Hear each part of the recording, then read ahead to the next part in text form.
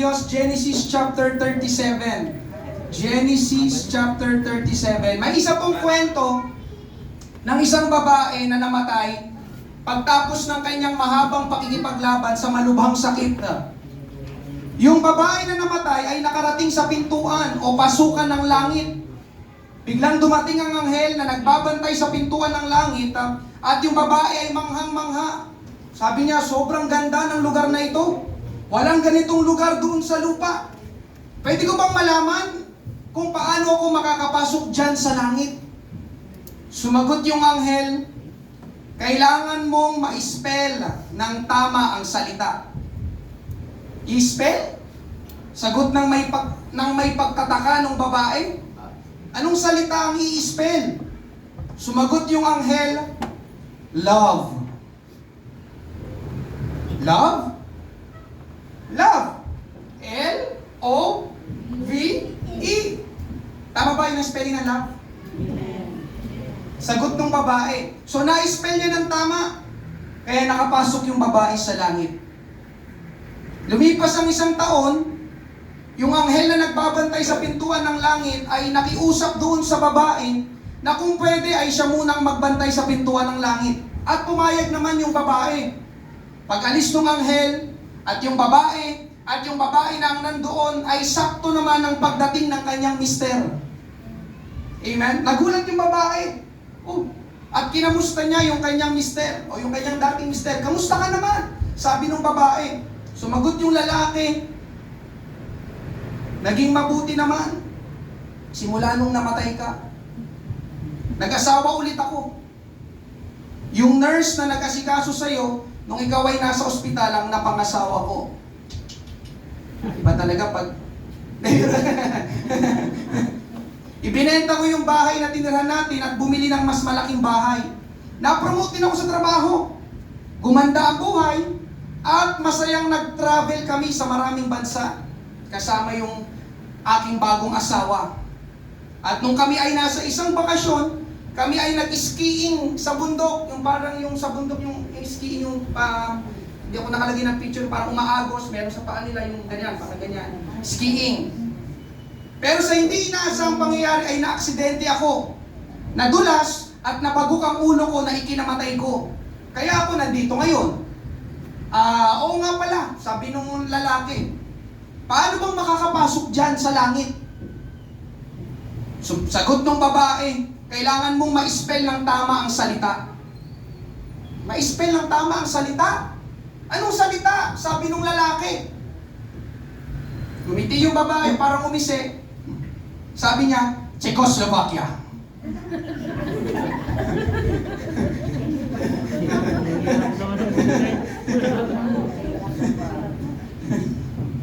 Spell, Czechoslovakia. Yun po ay isang bansa sa bandang Europe. Amen? Hallelujah. Huwag niyo pong seryosohin, yun po ay kwento lang. Amen? Hindi po spelling ang paraan para makapasok sa langit. Hindi nga, kung gusto niyo po malaman sa October 25, bagamat nakakatawa po yung kwento, ang hindi po nakakatawa ay yung mensahe ng kwento. Yung babae po kasi, pagkarinig niya ng kwento ng dati niyang mister, siya ay nagkaroon ng tinatawag na inggit. Siya ay nainggit. At yun po ang ipapangaral ngayong umaga. Sino pong nakakaranas po ng inggit? Ang inggit po ay hindi po sa Diyos. At ang inggit po ay napakamapanganib. Amen? Pinag-iingat po tayo ng Bible sa mapanganib na bagay na ito. Hallelujah! Na pwedeng mag-corrupt o magparumi ng ating puso. Basahin po natin ang isang tagpo sa Bible, Genesis chapter 37 verses 3 to 11. Minahal ni Israel o ni Jacob si Joseph, nang higit kaysa lahat niyang anak, sapagkat siya ang anak ng kanyang katandaan. At siya'y gumawa ng isang mahabang damit na kanyang suot. Nakita ng kanyang mga kapatid na siya'y minahal ng kanilang ama nang higit kaysa lahat niyang mga kapatid. At siya'y kinapuotan nila at hindi sila nakipag-usap ng payapa sa kanya. Minsan ay nanaginip si Jose at nang isalaysay niya ito sa kanyang mga kapatid, lalo pa silang napuot sa kanya. Sinabi niya sa kanila, Jose, pakinggan ninyo ngayon itong aking napanaginip.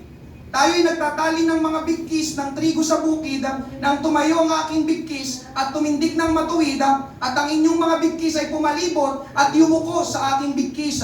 Sinabi sa kanya ng kanyang mga kapatid, maghahari ka ba sa amin o mamamahala sa amin? At lalo pa silang napuot sa kanya dahil sa kanyang mga panaginip at mga salita. Nagkaroon pa siya ng ibang mga panaginip at isinalaysay sa kanyang mga kapatid. At sinabi, ako'y nagkaroon ng isa pang panaginip. Ang araw, ang buwan, at ang 11 bituin ay yumuko sa akin. Subalit ng kanyang isalaysay ito sa kanyang ama at mga kapatid, siya'y pinagalitan ng kanyang ama at sinabi sa kanya, ano itong iyong napanaginip? Tunay bang ako, ang iyong ina, at ang iyong mga kapatid ay yuyukod sa lupa sa harap mo? Verse 11, at ang kanyang mga kapatid ay nainggit sa kanya, subalit pinag-isipan ng kanyang ama ang bagay na iyon. Amen? Ito po si Jose na mga panaginipin, o Joseph, the dreamer. Amen? Ang larawan po ng ating binasa ay isang prophecy. Amen? Kung alam niyo po yung kwento, nagbabasa po ng Bible, amen, si Joseph po ay dinalambian sa Ehipto at dumating nga ang araw. Amen? Hallelujah, na siya itinaas ng Diyos, siya po'y naging second in charge doon sa Paraon at itong kanyang napanaginip ay naging totoo. Panaginip niya kasi,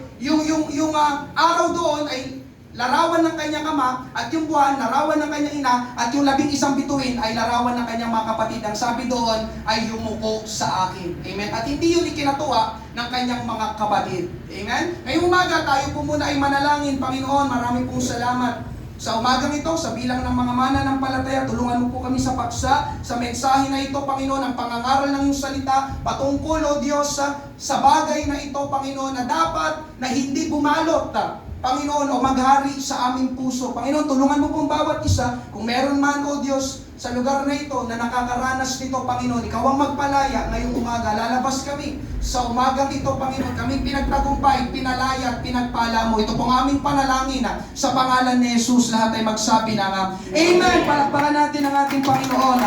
Praise God. Mangangaral po ko sa simpleng mensahe lang po na ito, beware of envy. Beware of envy. Amen. Mag-ingat sa inggit. Amen. Una po natin pag-usapan, road to envy. Ang daan patungo sa inggit. Meron pong dalawang pagpapala na pinagkaloob ng Diyos sa atin. Amen. Una, mga kapatid, ay ang ating mga mata. Sino po naniniwala na ang mga mata ay pagpapala sa atin? Amen. Ako rin po naniniwala. Amen. Naniniwala po ko na mahirap na buhay sa mundong ito nang walang paningin o walang nakikita. Amen. Bakit? Dahil hindi mo maa-appreciate ang mga magagandang tanawin. Amen. Katulad halimbawa ng mga nilikha ng Diyos. Amen. Amen. Tulad ng bundok, ng mga puno, ng mga dagat. Lalo na po ako mga kapatid, I love nature. Amen. Hallelujah. Nga, dahil minsan lang, di ba? Ang sarap minsan. Sino po sa inyo may probinsya? Amen. Amen. Masarap po umuwi minsan sa probinsya. Amen. Malayong-malayo sa syudad. Amen. Amen.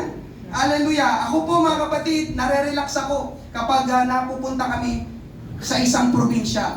Nakakakita ng mga bundok, mga puno at mga dagat. At isa pa, mga kapatid, mas madaling natuturuan ang isang tao gamit ang mata. Alam niyo ba yun? Ang tao mas madaling matututo kapag nakikita niya. Amen. Amen. Tignan mo ito.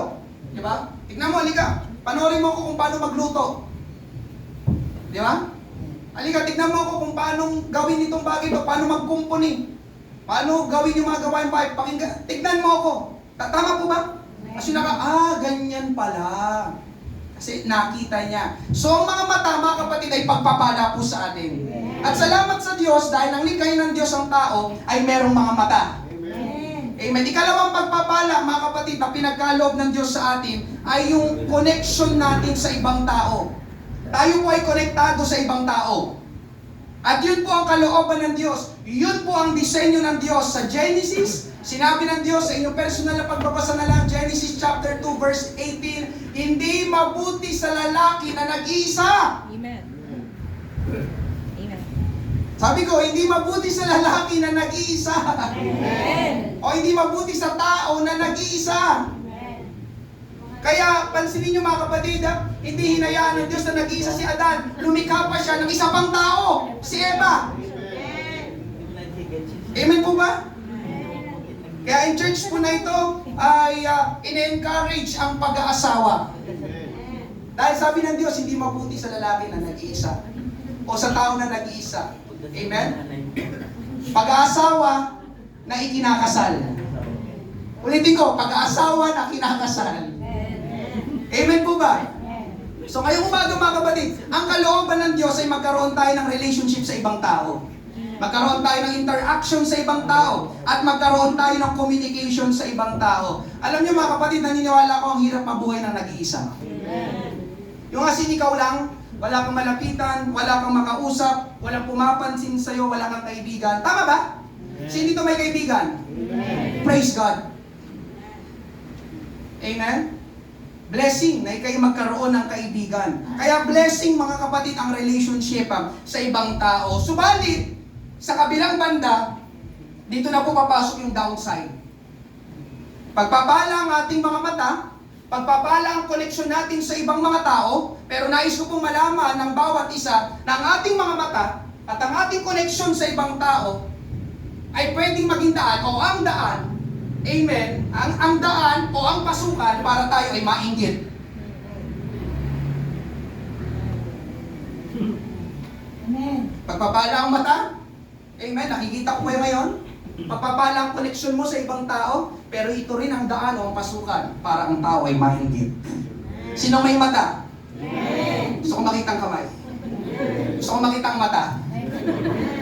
Sino sa inyo konektado ka sa ibang tao? So, ibig sabihin ay nainggit ka na. Amen. Amen po ba? Amen. Meron ba dito na hindi mo pa naranasan ang mainggit yung totoo? Kung hindi mo pa naranasan, pwede mo bang ipag-pray ako? Dahil lahat ng tao nararanasan ito. Pero tulungan tayo ng Panginoon ngayong umaga. Amen. Sa ating pong tagpo sa Bible, narito po si Joseph at ang kanyang mga kapatid. At nabasa po natin kanina na ang mga kapatid ni Jose ay kinainggitan siya. Genesis chapter 37 verse 11. At ang kanyang mga kapatid ay nainggit sa kanya. Subalit pinag-isipan ng kanyang ama ang bagay na iyon. Ngayong umaga, anong mga dahilan kung bakit naiinggit ang mga kapatid ni Jose sa kanya? Amen? Genesis chapter 37 verses 3 to 4. Minahal ni Israel o ni Jacob si Jose ng higit kaysa lahat niyang anak sapagkat siya ang anak ng kanyang katandaan at siya'y gumawa ng isang mahabang damit na kanyang suot. Nakita ng kanyang mga kapatid na siya'y minahal ng kanilang ama ng higit kaysa lahat niyang mga kapatid. At siya'y kinapuotan nila at hindi sila nakipag-usap ng payapa sa kanya. Una mga kapatid, bakit nainggit ang mga kapatid ni Jose sa kanya? Amen. At ito rin ay mai-apply natin sa ating buhay. Ang tao po'y naiinggit when others receive something that you don't receive. Kapag may natatanggap ang iba na hindi mo natatanggap. Tama po ba? Amen. Tama po ba? Amen. Kausap ko po ba ngayong umaga ay tao? Amen. Sabi sa binasa natin, minahal ni Israel si Jose ng higit kaysa lahat niyang anak at siya'y gumawa ng isang mahabang damit na kanyang suot. Sila po ay mga magkakapatid. So ibig sabihin mga kapatid, listen, hindi lang sa ibang tao, kahit sa kamag-anak mo, pwede natin silang kainggitan. O pwede silang mainggit sa atin. Yun ba yung tinutukoy ng kwento? Mga magkakapatid sila. Pero itong 10 na ito, amen, nainggit sila kay Jose. Sila yung mga magkakapatid. Ayun pa, sinabi na, amen, hallelujah, ni Nanay Rebecca. Kaya alam nyo minsan sa mga magulang na narito, mahirap magkaroon ng favoritism sa mga anak. Amen.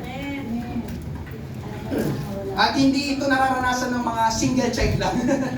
O only child lang. Meron tayo dito si Kelsey at si Sean. Amen? Mga nag-iisang anak lang. Amen? Kaya lahat ng atensyon nasa kanila na. Pero kapag kayo may kapatid, hindi maiwasan paminsan, kayo ay magsisilipan. Amen. Amen? Nakakatanggap ng dobleng pabor, nakakatanggap ng dobleng pagmamahal, nakakatanggap ng dobleng pag-aalaga si Jose kaysa sa kanyang mga kapatid. Sa madaling sabi mga kapatid, paboritong anak ni Jacob si Jose. Amen. At hindi lang po pagmamahal at oras. kundi pati pisikal na bagay. Sabi sa binasa natin, ginawan ng magandang damit o mahabang damit ni Jacob si Jose. At sabi sa verse 4, amen, nakita ng kanyang mga kapatid. Pansinin niyo yung salitang nakita. Amen? Nakita ng kanyang mga kapatid. Yung salitang nakita, ang gamit ay? Ang gumagana ay? Mata. Paningin. Amen? Mga kapatid, ito po ang totoo. Makakakita ka ng mga tao na sila'y may tinatanggap na hindi mo natatanggap. Makakakita ka kasi may mata ka. Amen po ba? At yung kanilang natatanggap, malimit ay gusto mo ring matanggap. Ngayon, ang tanong, amen, mga kapatid, ang tanong, anong nararamdaman mo kapag nakikita mo na may tinatanggap sila na gusto mo ring matanggap pero hindi mo natatanggap?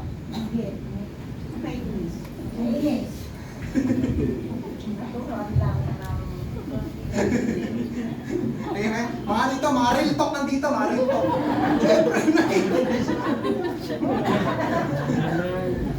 Anong nararamdaman mo? Amen? Ikalawa, mga kapatid, na pwedeng pagmula ng hiinggit. When you hear good things from others. Hindi lang nakikita, kundi pati naririnig. Genesis 37 verse 5 at 10, minsan ay nanaginip si Jose at nang isalaysay niya ito sa kanyang mga kapatid, lalo pa silang napuot sa kanya. Subalit na kanyang isalaysay ito sa kanyang ama at mga kapatid, siya ay pinagalitan ng kanyang ama at sinabi sa kanya, ano itong iyong napanaginip? Tunay bang ako, ang iyong ina at ang iyong mga kapatid ay yuyukod sa lupa sa harap mo? Narito po si Jose, mga kapatid, siya po'y nanaginip. Ang panaginip daw ay yung representasyon ng kanyang panaginip, kagaya na sinabi ko kanina, ay yuyukod nga ang kanyang mga magulang at mga kapatid sa kanya. Amen. Yun po'y tumutukoy sa magandang kalagayan. Kumbaga, maaangat si Jose, matataas si Jose, mapopromote si Jose. At yun po ay kinuwento niya sa kanyang pamilya. Amen. Mga kapatid, sinasadya o hindi sinasadya, makakarinig ka ng mga kwentong magaganda mula sa ibang tao. Amen po ba? Tungkol sa nangyari sa kanila, tungkol sa natanggap nila, at tungkol sa ginagawa nila. Amen. Alam niyo mga kapatid, may isang karunungan na sinasabi, ine-impress ang Panginoon sa akin dito. Kasi si Jose na naginip siya, alam niyo naman paminsan pagkabataan, di ba, nandun yung pagiging arugante. Para bang sinasabi niya sa kanyang mga magulang, sa kanyang mga kapatid, Tay, Nay, mga kuya, alam niyo ba na naginip ako? Lahat daw kayo yuyukod sa akin. Sa tingin mo, kung ikaw yung magulang, kung ikaw yung kuya, matutuwa ka ba? Anong ipinapahiwatig doon? Mga kapatid, pakinggan niyo ito, wisdom ito. Hindi lahat kailangan mo sabihin sa lahat ng tao.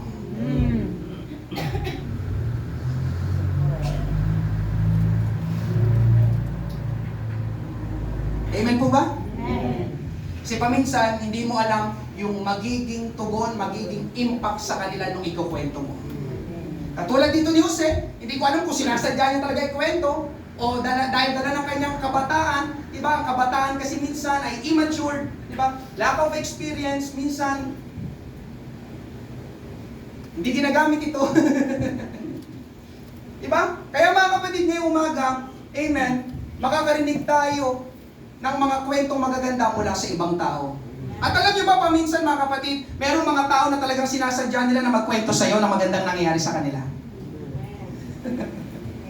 Na para bang nakaasar at iniinggit ka nila? Meron ba kayong nakatagpo na gano'n? Uy, alam mo ba, nung nakaraan, galing kami sa Palawan. Paki ko. Ang tanong ulit mga kapatid, anong nararamdaman mo? Kapag naririnig mo kapag naririnig mo na magandang nangyayari sa kanila, na gusto mo rin mangyari sa iyo pero hindi nangyayari sa iyo.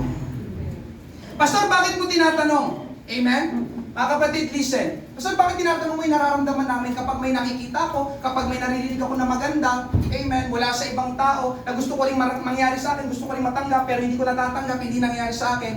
Tinatanong ko po mga kapatid, listen, dahil kung ikaw ay nasasaktan Listen, kung ikaw ay nasasaktan, na nakikita at naririnig ang mabubuting bagay na nangyayari sa iba, ang tawag po dyan ay yun na, envy.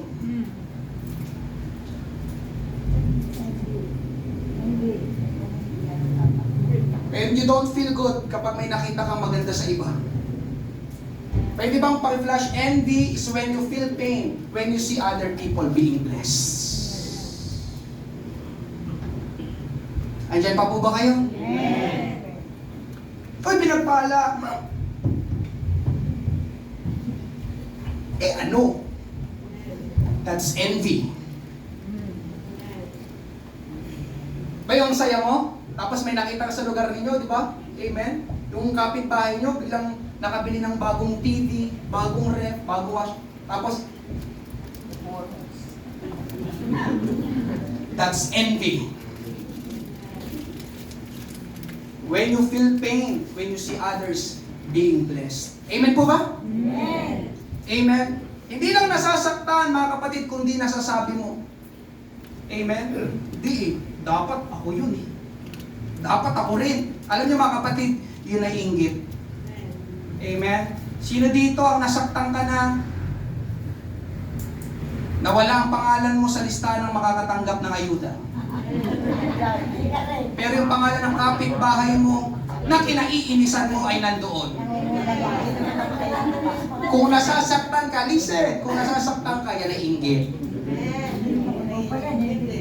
Bakit siya nandoon? Bakit ako wala?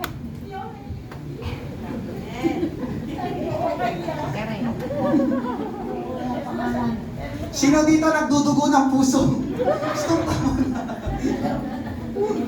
Stop tama na. Nasaktan ka na ba? Listen. Nasaktan ka na ba?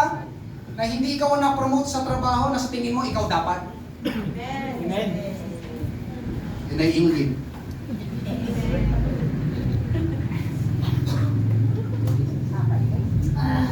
Nasaktan ka na ba na hindi ka napasali sa top 10 sa school?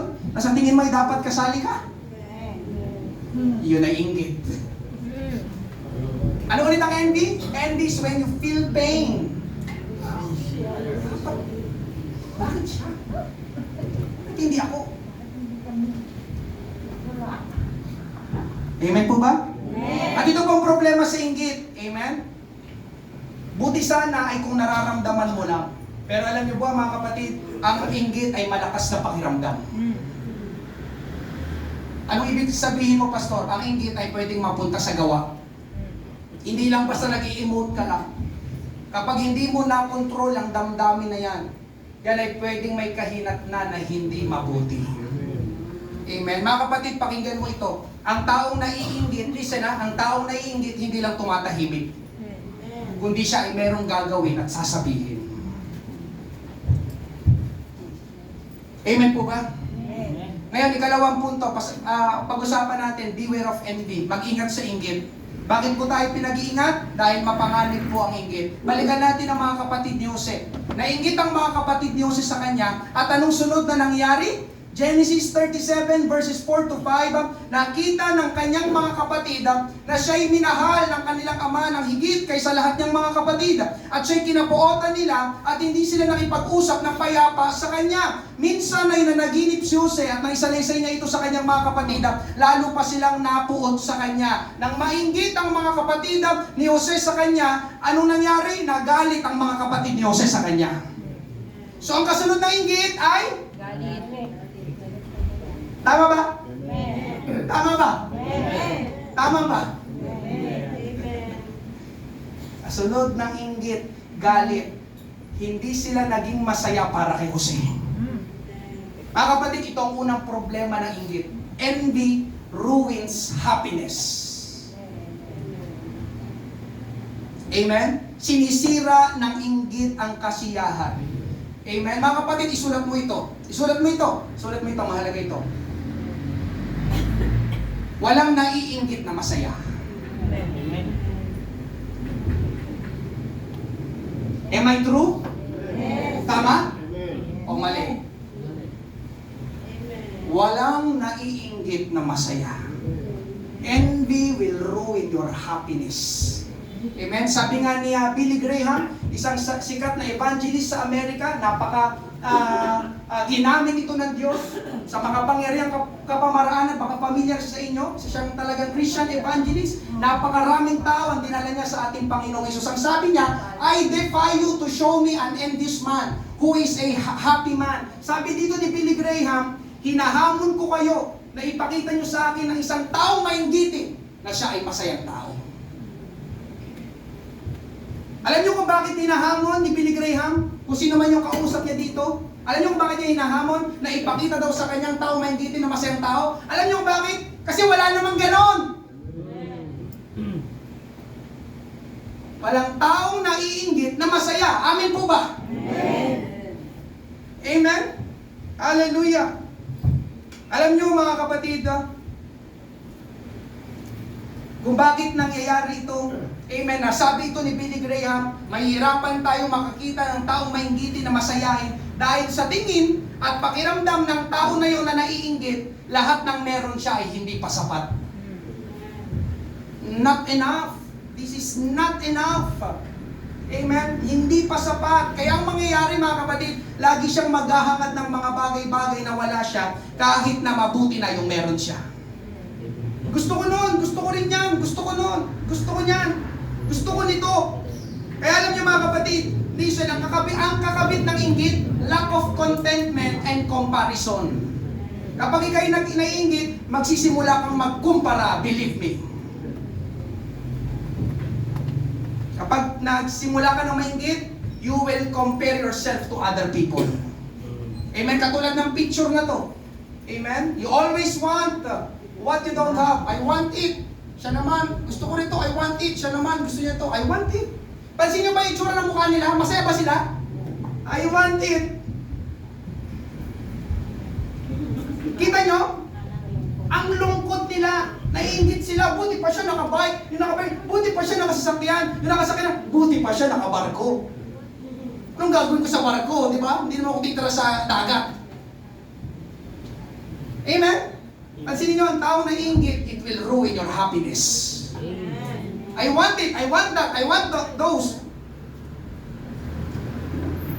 Nandiyan pa po ba kayo? Amen. Sisirain ng inggit ang iyong kasiyahan. Ikalawa, mga kapatid, envy will speak against.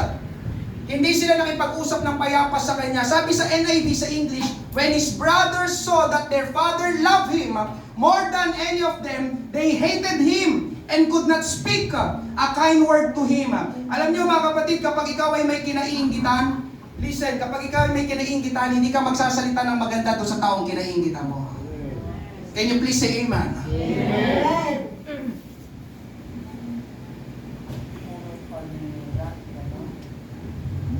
Tama ba? Amen. Kaya lang naman may trabaho sa City Hall, sip-sip kasi kay Mayor. Kaya lang may trabaho kay Barangay, kamag-anak ni ka. Kaya lang naman siya nagtapuan, lagi niya kasi kausap si teacher's pet. May bagong rep. Saan niya kaya inutang yun? Sino kaya bagong Bombay nito? Pansin mo yung mga sinasabi. Mga kapatid, walang magandang lalabas sa bibig ng taong naiinggit. Amen. Wala. Kasi. Ah! Amen. Ako, naranasan ko na ito. Naranasan mo na ba yun na kapag ikaw'y may kausap, ramdam mo na hindi maganda yung tono ng kanilang pananalita patungkol sa'yo? Yes. Parang hindi pabor sa'yo, parang hindi sangayon sa'yo, parang pinipigilan ka, parang kinokontra ka. Pero ang ganda naman ang sinasabi mo, ng naiisip mo, ng pinaplano mo. Alam niyo mga kapatid, yun ay pwedeng naiinggit sa'yo sa kabilang banda. Ikaw naman ang kinainggitan. Madidiscern mo yun. Amen po ba? Amen. Bakit ako pinipigilan ito? Ay, wag na. Mag-apalikan ka, wag na. Mag-overtime, wag na. Ako na lang mag-overtime. Kasi mga kapatid, naiinggit sa'yo. So itong ikalawa, mga kapatid, napakasimple lang. Walang magandang lalabas sa bibig ng tao na naiinggit. Amen. Ikatlo, mga kapatid, envy, ito na. Ito mas malaba, envy can be deadly. Sino pong naniniwala na ang inggit ay nakamamatay? Genesis chapter 37 verses 18 to 20. Malayo pa si Jose, ay nakita na siya ng mga kapatid niya. At bago pa siya makarating, binalak na nila na patayin siya. Sinabi nila, paparating ng mga panaginipin. Halik kayo, patayin natin siya. At ihulog sa isa sa mga balon dito. Sabihin na lang natin na pinatay siya ng mabangis na hayop. Tingnan nga natin kung magkakatotoo ang mga panaginip niya. So mga kapatid, kanina nagsasalita ka pa lang. Kasi ganyan lang naman yan eh. Pero dito mga kapatid, hindi na lang nila basta sinalita, kundi gusto na nilang gawin. Amen? Gusto na nilang patayin ang taong kinaiinggitan nila. Alam niyo mga kapatid, kapag binasa niyo ang Bible din ay punong-puno ng mga tao na sila'y nakapatay o merong namatay dahil sa inggit. Na alala niyo ba, kilala niyo ba si Cain at si Abel? Alam niyo ba yung kwento nila sa Bible? Parehas sila naghandog sa Diyos, si Cain at si Abel. Kaya lang, pagdating sa Panginoon ng kanilang mga handog, mas natuwa, mas nalugod, mas pinabura ng Diyos ang handog ni Abel kaysa sa kay Cain. Ngayon, ano nangyari? Anong reaksyon ni Cain? Natuwa ba siya? Uy, di ba? Yung kapatid ko pinabura ng handog niya kaysa sa akin. Hindi. Alam natin ang kwento, kasunod ng inggit ay galit. At dahil sa galit, amen, pinatay ni Cain ang kanyang kapatid na si Abel. Amen? Yun din ang nangyari mga kapatid kay Haring Saul at kay David. Pagdating nila sa palasyo, sinalubong sila ng mga babae na nag-aawitan. Ang sabi ng mga babae, pumatay si Saul ng libo-libo. Amen? Si David naman ay 10,000. Nang marinig yun ni Haring Saul, teka lang, bakit ganyan yung kanta nyo? Mas lamang si David, ako ang hari dito sa Israel. Alam niyo mga kapatid, hindi natuwa si Haring Saul sa narinig niya. Kaya nangyari, siya ngayon ay nagsimulang mainggit kay David. At sabi ng Bible, sinibat niya si David, pero nakailag lang si David. 1 Samuel 18:11, 2 beses niyang sinibat si David, sapagkat gusto niya ito, ngunit parehong nailagan niya ni David. Meron pa mga kapatid, kilala niyo po ba ang Panginoong Hesus? Sino tumanggap sa Panginoon? Amen. Alam niyo ba mga kapatid na ganoon din ang nangyari sa ating Panginoon? Bakit siya ipinako sa krus ng mga leader ng simbahan noong panahon nila? Dahil sa inggit. Matthew 27 verse 18, alam ni Pilato na pagkainggit ang nagtulak sa pamunuan ng mga Hudyo na dalhin sa kanya si Jesus. Amen? Ito yung tagpo na dinala si Jesus kay Pilato para litisin, pero nang kausapin siya ni Pilato, wala siyang makitang mali, wala siyang makitang masama sa ating Panginoon. Kaya nahalata ni Pilato na naiinggit lang ang mga leader ng simbahan noon sa Panginoon, kaya gusto nilang maipapako sa krus ang ating Panginoon. Nainggit sila, bakit? Dahil ang galing mangaral ng Panginoon. Nainggit sila dahil lahat ng mga tagasunod nila sumusunod na sa Panginoon. Nainggit sila dahil yung mga ginagawa ng Panginoon ng mga himala, hindi nila kayang gawin. Bakit siya kaya niya gawin yun? Bakit sa kanya sumusunod yung mga tao? Hindi pwede! Patayin. Ipako sa krus.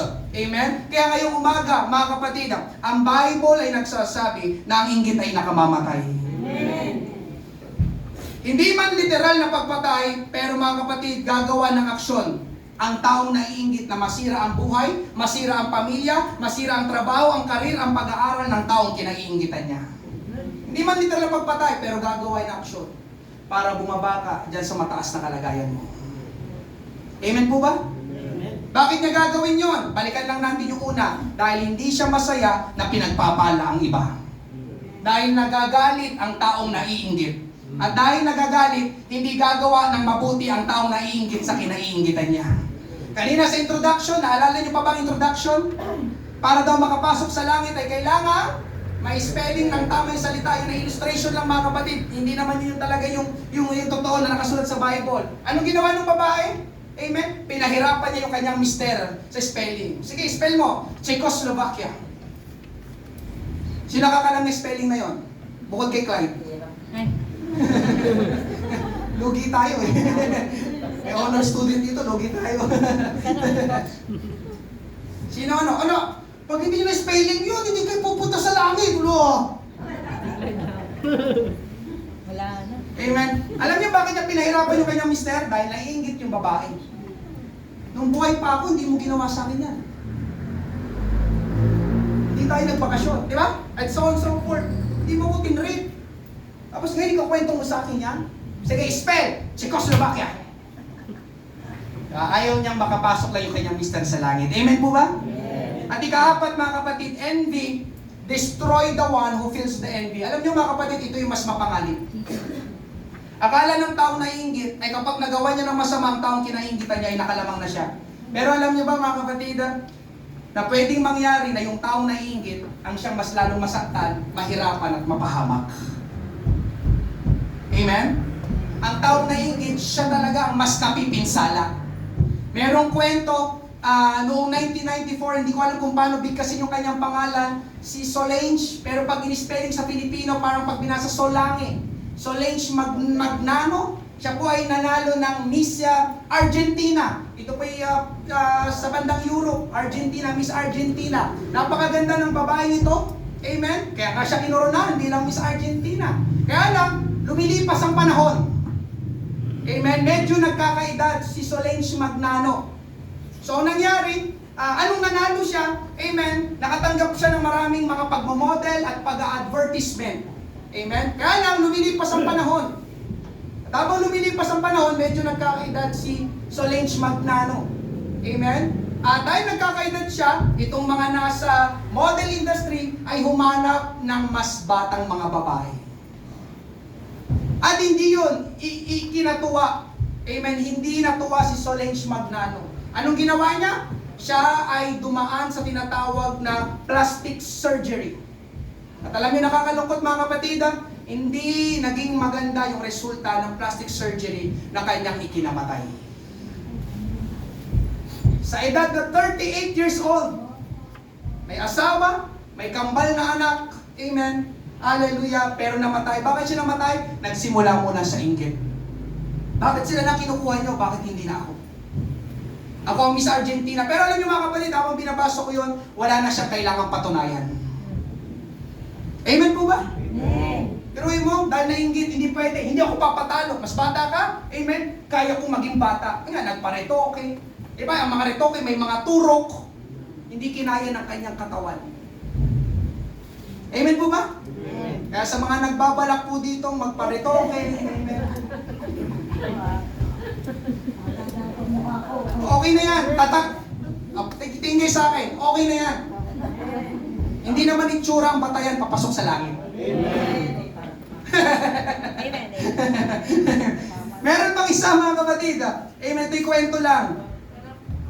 Amen. Merong isang agila na naiinggit siya sa kanyang kapwa agila. Isang araw, amen, na nakakita itong agila ng isang hunter na may dalang pana at palaso. Yung bow. At nakaisip ng plano yung agila. Kinausap ng agila yung hunter. Sabi niya, pwede mo bang panain yung agila na yon na lumilipad? Sumagot yung hunter, oo naman. Sabi niya, oo naman, kung malalagyan ng balahibo itong pana ko. So ang ginawa ng agila, bumunot siya ng isang balahibo at binigay niya sa hunter. Amen? Pagtira ng hunter, mintis. Sabi ng hunter, pasensya na, nagmintis ako. Mabilis yung agila. Amen? Sabi nung agilang naiinggit, okay lang, bumunot siya ulit ng isa. Binigay niya ulit doon sa hunter. Yung hunter na naman, amen, ganon pa ulit-ulit. Amen, bibigay ng balahibo yung agila doon sa hunter. Kaya lang bawat pagtira ng hunter, siya'y nagmimintis. Alam nyo, amen, nakailang tira at nakailang mintis yung hunter at napansin ng agila na naiinggit na kalbo na siya. At dahil wala na siyang balahibo, siya ang kinuha ng hunter at pinatay. Anong moral ng story? Huwag kang mainggit. Amen? Hindi mo alam, nakakaisip mo ng masama sa taong kinainggitan mo, ikaw pa lang mas nadadamage o napipinsala. Kapag may taong kinainggitan ka, di ba? Pagpikit ng mata mo, siya ang naiisip mo. Hindi ako makatulog. Oo, may bago siya. And I don't care. Oo, plakado yung makeup niya at kilay niya. Pero pakialam ko. Amen po ba mga kapatid? Kaya alam nyo, gano'n na lang ang Bible. na pinag-iingat tayo sa inggit. Tingnan nyo, napakaganda na sinabi, Proverbs 27:4. Ang galit ay mabagsik, ang puot ay mabangisa. Ngunit ang pagsiselos ay may iba yung lupit. Isa pang sabi sa Tagalog, mapanganib ang taong galit. Ngunit ang taong seloso ay higit na mapanganib. Yung galit, mapanganib na yun ha. Pero sinabi ng Bible, mas mapanganib yung taong naiinggit. O ang ginamit kasi dito ay nagseloso. Tama ba? Alam ko, naniniwala ko mga kapatid, nakarinig na tayo ng maraming mga balita na ang dahilan ng pagpatay ay inggit. Tama po ba? Sabi sa English, wrath is cruel and anger is outrageous. But who is able to stand before envy? Sinong makakatayo sa harapan ng inggit? Kumbaga, sinong may kayang kumontrol ng kanyang inggit? Amen? Kaya alam niyo mga kapatid, napakamapanganib ng inggit. Amen? Kaya kailangang madil, maharap ng maayos ang inggit. Alam niyo kailangan? Amen? Ito pong panghuli, dito tayo magtatapos. Kailangan po natin magkaroon ng tamang pananaw. Having a right perspective. Amen? Sino gusto mong mapagtagumpayan yung inggit? Makalaya sa inggit. Kailangan mo magkaroon ng tamang pananaw. Tingin kayo lahat sa akin. Pastor, ano yung unang tamang pananaw?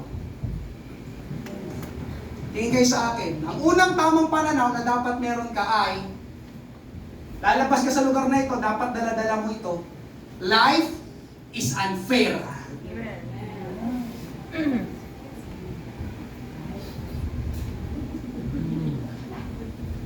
Did you get it? Amen. Patagalogin ko, hindi patas ang buhay. Amen. Amen. Ay, yung mukha ko ulit, yung mukha ko. Favorite anong expression? Life is not equal to other people. Amen po ba? Amen. Naunawaan nyo? Amen. Mga kapatid, gusto ko malaman mo ito, ang buhay dito sa mundo ay hindi patas. Listen, listen. May matatanggap talaga ang iba na hindi mo matatanggap. And that's life. That's life. That's how life works. At may matatanggap ka. Siyempre sa kabilang banda, may matatanggap ka na hindi matatanggap ng iba. Matthew 25 verses 14 to 15. Sapagkat tulad sa isang tao na maglalakbay, tinawag niya ang kanyang sariling mga alipin at ipinagkatiwala sa kanila ang kanyang mga ari-arian. Ang isa ay binigyan niya ng 5 talento, ang isa ay 2, at ang isa ay 1. Sa bawat isa ay ayon sa kanyang kakayahan. Pagkatapos ay humayo na siya sa paglalakbay. Ito po mga kapatid ay larawan ng Diyos. Amen. Tinawag niyo yung kanyang mga alipin, yun ay larawan naman ng mga tao, at napansin niyo, ayon sa ating binasa, amen, magkakaiba at hindi pare-pareho ang binigyan ng Diyos. O ang binigay ng Diyos. Ang isa ay binigyan ng 5, ang isa ay binigyan ng 2, at ang isa ay binigyan ng 1. Anong ibig sabihin nun mga kapatid? Tingnan sa akin, hindi talaga pare-pareho ang matatanggap mong talento. Hindi talaga pare-pareho ang matatanggap mong pera. Hindi talaga pare-pareho ang matatanggap mong oportunidad. Because life is unfair and life is not equal to other people. Can you say amen? Amen. That's the right perspective. Amen? Alam niyo mga kapatid, merong mga tao na ang ganda ng boses. At ako ay hindi. At walang problema sa akin. Hindi ako naiinggit. Natutuwa pa nga ako kapag nakakarinig ako na kumakanta na ang ganda ng boses. At nagbibisit ako kapag ka wala. Kala mo disintonado eh, no? Amen? Alam niyo kung bakit hindi ako naiinggit? Dahil naunawaan ko mga kapatid, hindi talaga patas ang buhay. Hindi pantay-pantay. Amen. Naniniwala ba kayo na hindi lahat tayo dito, amen, makakatayo dito sa likod ng pulpito, hindi lahat magiging pastor? Pansinin nyo kung lahat tayo pastor nagsasalita dito. Amen. Hallelujah. Sino naniniwala mga kapatid na hindi lahat nagiging boss sa trabaho? Pansinin nyo kung lahat boss sa trabaho. Amen. Meron pa. Hindi lahat magiging top 1 sa school. Meron pang gano'n, lahat kayo top 1. Go out! Wala, hindi. Amen po ba? Amen. Amen. Hindi lahat pwedeng maging teacher sa school. At ito ba? Hindi lahat pwedeng maging mayaman. Amen. Amen. Agree po kayo? Agree po? Hindi lahat pwedeng yumaman. Pastor, paano mo nasabi? Dahil kapag lahat kayo, lahat ng tao dito sa Pateros yumaman, sinong dadampot ng basura mo? Mayaman ako, bakit ko itatapon nito? May dapat dumampot nito. Tama po ba? Hindi lahat. Amen po ba? At nagpapasalamat ako, amen, sa mga nagbabasura. Thank you. Diba? Yun ang totoo mga kapatid. Tayo, diba, tapo na lang tayo. Basurero naman. Isipin nyo kung walang basurero. Ang bantot dito sa Pateros. Oh, diba? Diba? Kaya hindi lahat, mga kapatid, pwedeng yumaman. Amen? Meron pang isang pananaw, na tamang pananaw, na dapat mong malaman ngayong umaga. Amen? Tingin kayo ulit lahat sa akin. Amen? Sa akin muna, birthday ko eh. Joke lang. Biro lang po. Tingin kayo lahat sa akin. Dapat magkaroon ka ng tamang pananaw na kagaya ng ganito. There is always someone better than you.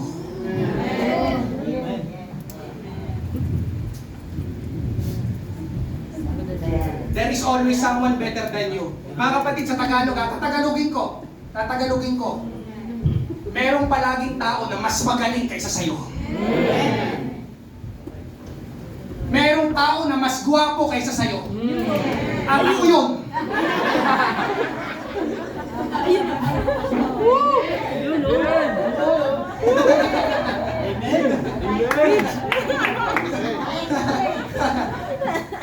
Merong tao na mas maganda kaysa sa'yo. Merong tao na mas magandang trabaho kaysa sa'yo. Mas maganda ang paaralan kaysa sa'yo. Mas maganda ang cellphone kaysa sa'yo. Mas maganda ang sapatos kaysa sa'yo. Mas maganda ang kalagayan kaysa sa'yo. And that's life.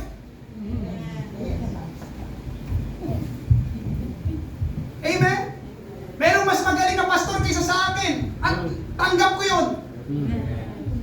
That's life. There is always someone better than us. Kapag hindi mo nakuha yung pananaw na ito, magkakaproblema ka talaga ng inggit. Bakit siya? Bakit yun? Bakit yun? Dahil nga, mas magaling sila kaysa sa'yo, and that's life. Hindi mo pwedeng pagsiksika sarili mo na mas magaling ka kaysa sa kanila. Amen po ba? Amen. Hallelujah. Thank you, Lord. Amen. Life is unfair. Meron pa. Pangalawang tamang pananaw. Pangalawa na ba tayo? Amen. Mga launa, tapos na po tayo. Ikalawa, lagi ko itong sinasabi at lagi ko rin itong ginagawa. Always guard your heart. Puso. Ang inggit, mga kapatid, ay heart issue. Sabi ng Mark chapter 7 verses 21 to 23, sapagkat mula sa loob, mula sa puso ng tao, lumalabas ang masasamang pag-iisip, pagkikapit, pagnanakaw, pagpasla, ang pangangalunya, kasakiman, kasamaan, pandaraya, kahalayan, pagkainggit. Saan daw nanggagaling ang pagkainggit? Sa puso. Amen. Kaya lahat ng nakikita natin, lahat ng naririnig natin, mga kapatid, dito lahat yan ako proseso. Sa puso. Kaya lagi ito sinasabi sa mga disciples. Kasi bukas, di ba, Monday, may kanya-kanya tayong buhay, sa trabaho, sa school. Minsan sinachat ko sila, simple lang yung chat ko sa kanila. Guard your heart. Nag-react na sila, thank you po, Pastor. Hindi ko kayo 24 hours, nakakausap, nababantayan, pero ikaw, responsibilidad mo na bantayan, ingatan ang iyong puso. Kasi alam niyo mga kapatid, amen, pagdating mo sa labas mamaya, makakakita ka talaga ng mga tao na mas angat kaysa sa'yo. Paglabas mo lang mamaya, pag nasa church service, makakakita ka kaagad. Kaya ang tanong, ano ulit ang mararamdaman mo? Puso. Amen? Ngayong umaga may tanong ako. Amen. Alam nyo ba kung anong lugar na malakas ang hatak ng inggit? Anong lugar na malakas ang hatak ng inggit? Sige po, volunteer. Kapag nasagot mo, may 3 manok ka mamaya. Joke. Meron. Lugar ba siya? Oh, parang pwedeng lugar. Saan? Wala. Malakas yung hatak na inggit. Tingnan nito sa akin. Dahil hindi yun nasagot, walang kakain mamaya. No. Tingnan sa akin. Si lahat kayo meron nito. Sa Facebook. Amen.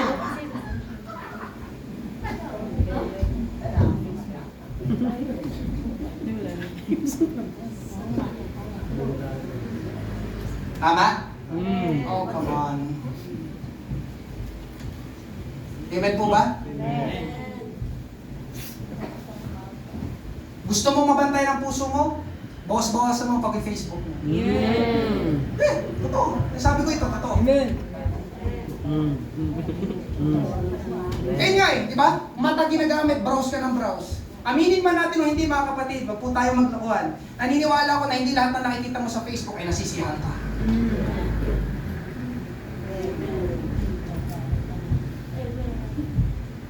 Meron doon na naiinggit ka. Tama? Tama. Mga tao kausap ko ngayong umaga. Kaya ang resulta dalawa. Una, nalulungkot ka dahil naaawa ka sa sarili mo. Tama? Buti pa siya. Grabe. Ay, naku. Bakit ako nasa ganitong buhay? Ay! Tama? Tama. Diba? Bakit ko ilalike? Che!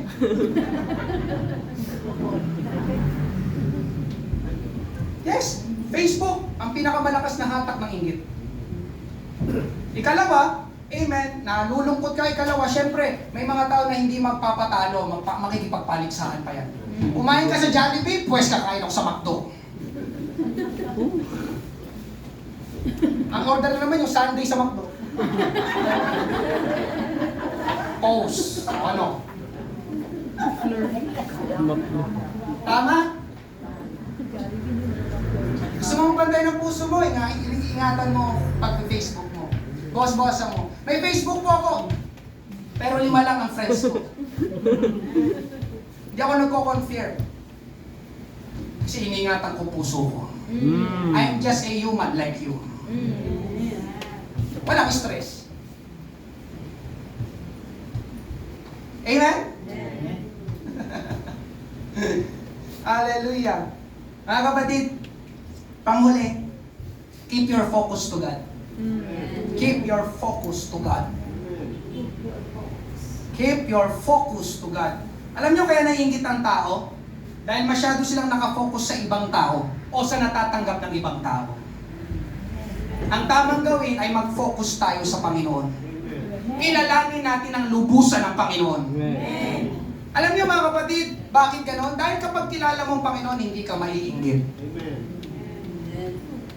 Pastor, paano mo nasabi? Dahil kapag kilala mo ang Panginoon, listen, kapag kilala mo ang Panginoon, mauunawaan mo na ang Diyos ang nagtataas. Diyos ang nagpo-promote. Diyos ang nagpapala. Psalms chapter 75 verses 6 to 7, dahil ang tagumpay ng tao ay hindi nagmumula sa kung saan-saan, kundi sa Diyos lamang. Siya ang umahatol kung sino ang ibababa at kung sino ang itataas. Pag nakafocus ka sa Panginoon, maunawaan mo, pinagpala ng Diyos. Hindi ako maiinggit. Diyos ang nagpala sa Kanya. Amen po ba? Amen. Alam nyo, ang envy kasi mga kapatid, nakakabulag. Kaya nga, hindi mo na napapansin ang Diyos at hindi mo napapansin yung pinagdaanan ng tao na yun bago niya narating yung pagpapala na yun. Ang nakikita na lang kasi natin yung blessing, pero hindi mo na nakita yung kanyang pagtatrabaho, yung kanyang pagpapagal. Amen po ba? Amen. Kasi, Nakakabulag ang envy. Kaya ngayong umaga, mag-focus tayo sa Diyos. Amen? Hallelujah. Mga kapatid, kapag may pinagpapala, kapag kilala mo ang Panginoon, sa halip na maiinggit ka, magiging masaya ka para sa kanila. Amen. Yun ang totoo. Amen? Kaya sa lahat dito ng mga napopromote, kinocongratulate ko, congrats. Praise God. Lalo ka pang pagpalain ng Panginoon. Amen. Kasi alam ko, Diyos ang nagtataas. Amen. Diyos ang nagpapala. Alam niyo mga kapatid, ganun din sa'yo, Diyos ang nagpapala. Kaya kapag may pagpapala, listen, kapag may natatanggap ka, kapag may magandang nangyari, magpasalamat lagi sa Panginoon. Amen. Huwag mong pakilamanan ang natatanggap ng iba. Do you understand? Huwag mong pakilamanan ang natatanggap ng iba. Kaya ka tuloy naiinggit. Ang pakilamanan mo ay yung natatanggap mo. Amen? Kapag masyado tayo nakafocus sa pagpapala ng ibang tao, hindi mo napapansin o hindi mo mapapansin ang mga pagpapala ng Diyos sa buhay mo. Kasi lagi ka nakatingin sa kanila, samantalang may ibinibigay ang Diyos sa'yo. Amen. Amen po ba? Amen. Maliit o malaking blessing, mga kapatid, ituring mo palagi na yan ay pagpapalang galing sa Diyos. Palakpakan natin ang ating Panginoon. Amen? Pinagpala ako ng Panginoon ng ganito, praise God. Amen? May nagregalo sa akin ng barong. Amen? At iniinggit ko kayo. Na-appreciate ko talaga, salamat, praise God. Blessing ito sa akin. Dahil every Sunday, every Thursday, di ba? Nangangaral, di ba? Ako'y nakabarong. Salamat, di ba? Na-appreciate ko, maliit, malaking blessing. Thank you po sa inyo lahat. At syempre, higit sa lahat, thank you sa Panginoon. Amen. Hindi ko kailangan mainggit. Amen? Pinagpala ko ng Panginoon ng ganon, thank you Lord. Pinagpala siya ng ganon, thank you Lord. Praise God. Sabi ni Jerry Bridges, the cure for the sin of envy and jealousy is to find our contentment in God. Amen. Gusto mong gumaling? Amen? Kung yung inggit na sumisilakbo dyan sa puso mo ngayon, makontento ka sa Diyos. Amen. Alala niyo ba yung preaching last Sunday? When you have God, ano ba yan? When you have God, then you have everything you need. Makontento tayo sa Panginoon. Amen po ba? Amen. Alam ng Diyos kung paano kanyang bibigyan at pagpapalain. Amen. Amen, hindi mo kailangang ikumpara ang sarili mo sa iba.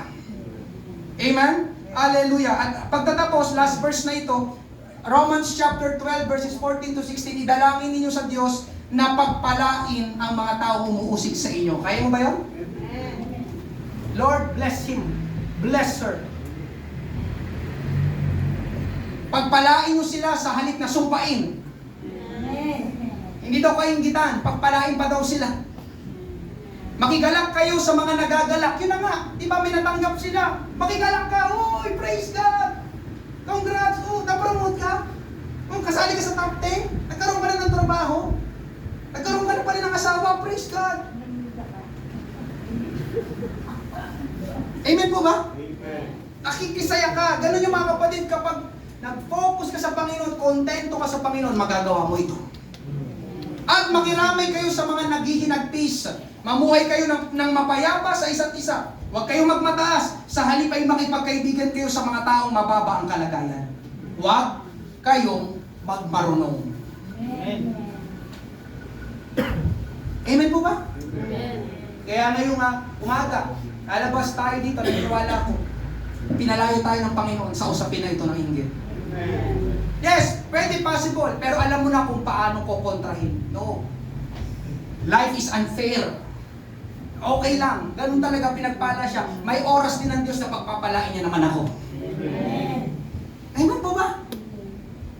There is always someone better than you.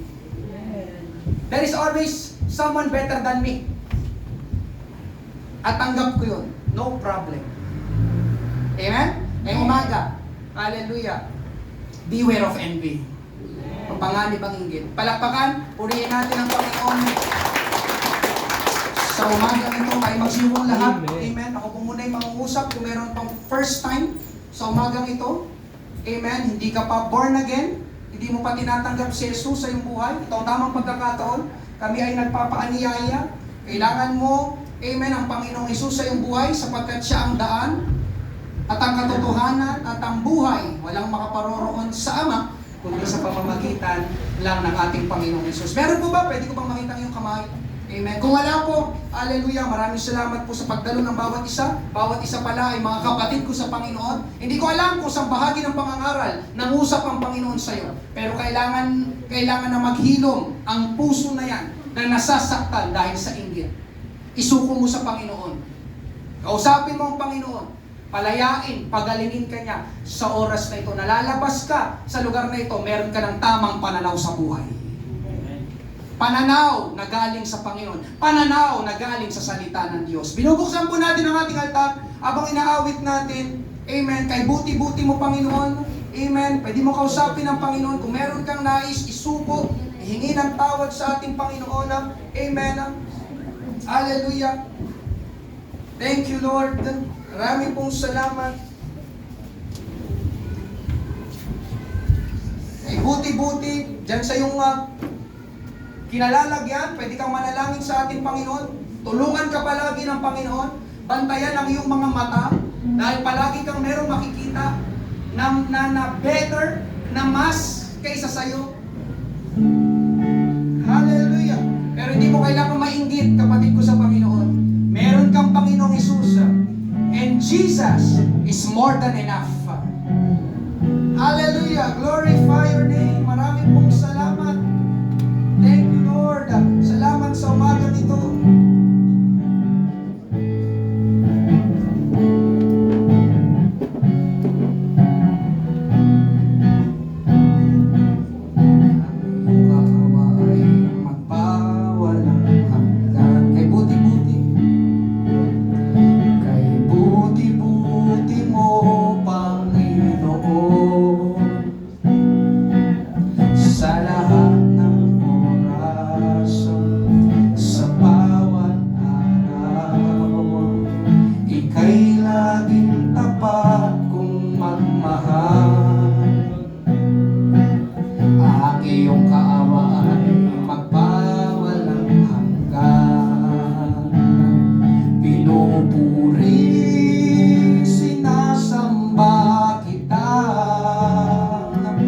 Dakilang Diyos at Panginoon.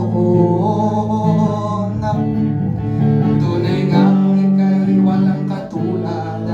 Tunay nga ika'y di nagbabago. Mabuti. Tayo magsitayong lahat. Sabay-sabay nating awitin.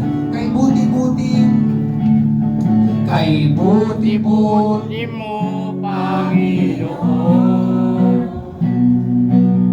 Sa lahat ng oras, sa bawat araw, ika'y laging tapat kong magmahal. Ang iyong kawa ay magpawalang hanggan. Pinupuri, sinasamba kita. Dakilang Diyos at Panginoon. Tunay nga ika'y walang katulad. Tunay nga ika'y di nagbabago. Mabuti ang Diyos na sa akin nagmamahal. Mabuti ang Diyos. Mabuti ang Diyos na sa akin nagmamahal. Mabuti ang Diyos na sa akin nagmamahal. Simulan natin magpuri, magpasalamat sa ating Panginoon na sa umagang ito. Dakilang tao Diyos, dakilang ang aming namang banal. Salamat sa mga salita mo na nahayag, na ipangaral, na pakinggan namin, O Diyos. Ang mga salita mo ay buhay, makapangyarihan, tunay na nagtuturo at nagtutuwid sa amin. Salamat, Panginoon Diyos, sa ginawa mo sa umagang ito. We give you glory, we give you praise. Hallelujah. Panginoon, marami pong salamat sa umagang ito. Muli, tinuruan mo kami, kinausap mo kami, O Diyos. Hindi mabuti, Panginoon, ang inggit.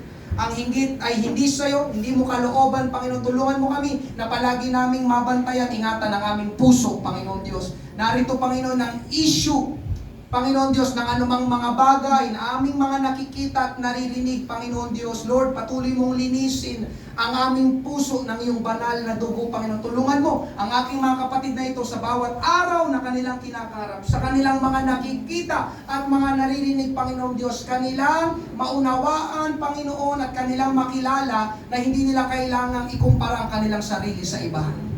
Hallelujah. Ang mahalaga, Panginoon Diyos, ay kung ano ang pagtingin mo sa amin, Panginoon. Kami ay mga anak mo, Panginoon Diyos. At kami, dahil kami mga anak mo, hindi mo kami pababayaan, ni iiwan, Panginoon. Maraming salamat sa lahat, Panginoon Diyos, ng mga pagpapalat, mabubuting bagay na aming natatanggap sa iyo. Karapat dapat ka sa pinakamataas na papuri at pagsamba. Marami pong salamat. Ito pong aming panalangin. Patuloy mo ingatan ng bawat isa. Pagpalain ang bawat pag-aasawa. Pagpalain ang bawat pamilya. Pagpalain ang bawat kalusugan. Pagpalain ang bawat hanap buhay, Panginoon Diyos. Sa iyo, Panginoon, hallelujah, ang makapangyarihang pangalan ni Jesus. Ito pong aming panalangin in Jesus' name.